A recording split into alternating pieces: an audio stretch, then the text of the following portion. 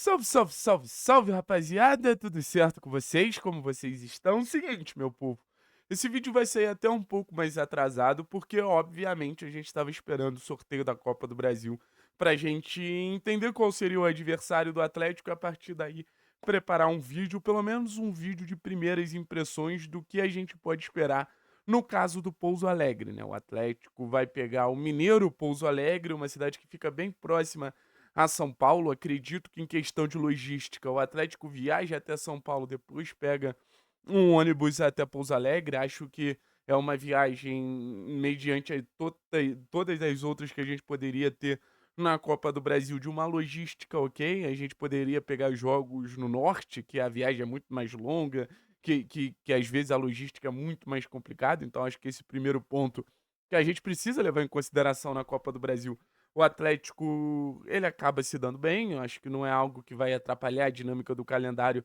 da equipe. E outro ponto, qualidade do time do Pouso Alegre, que eu acho importante debater.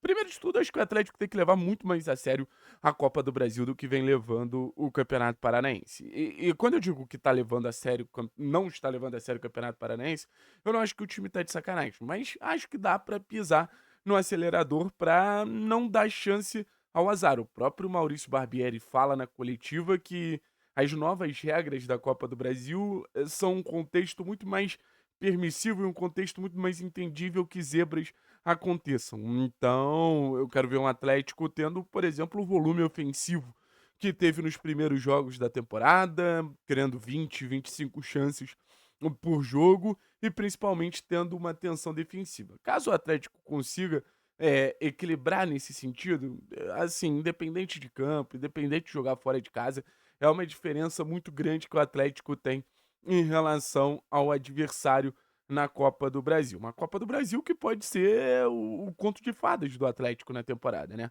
Uma temporada que ela é muito dura pelo fato do Atlético estar na Série B, mas quem sabe uma surpresa numa Copa do Brasil, avançando as fases, chegando mais perto possível de uma final. Não pode ser o roteiro mais interessante do Atlético ao longo de uma temporada tão massiva, tão complicada, tão chata como vai ser 2025. Acho que o Atlético tem um elenco para avançar consideravelmente na competição.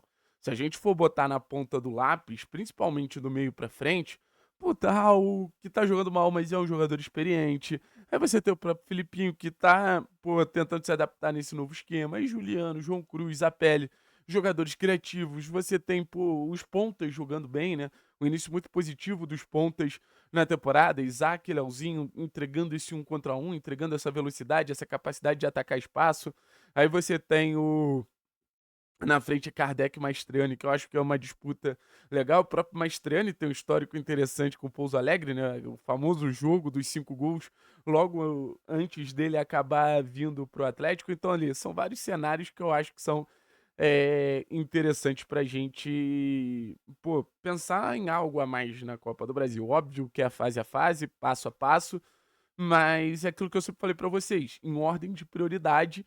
Eu acho que o grande desafio é subir, mas a Copa do Brasil pode ser um lugar legal, assim, de transformar a temporada num momento que o Atlético não sai da onde ele nunca devia ter saído, né?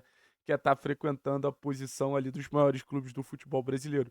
Aí vai que pega, sei lá, um Corinthians, passa de um Corinthians. Tô sonhando alto, mas acho que Copas permitem a gente sonhar alto. Agora, falando especificamente do Pouso Alegre, Pouso Alegre já fez alguns jogos relevantes nesse início de temporada pelo Campeonato Mineiro, já enfrentou o Atlético, perdeu para o Atlético, perdeu de 7-0 para o América Mineiro, exatamente 7-0 para o América Mineiro, e acabou empatando com o Atlético Mineiro. Mas calma, não era aquele Atlético Mineiro de Hulk, de Daverson, de Gustavo Scarpa, de Coelho. Era um Atlético Mineiro basicamente com seu time C.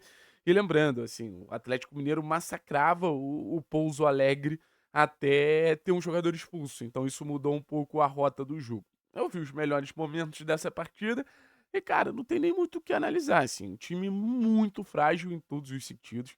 O goleiro é realmente bem abaixo da média, ou pelo menos vem tendo noites no Campeonato Mineiro nada felizes.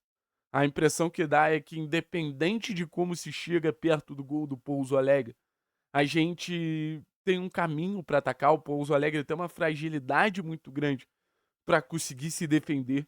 Um time que não fica tanto com a bola. Pouso Alegre tem média de 41% de posse de bola nesse início de campeonato mineiro.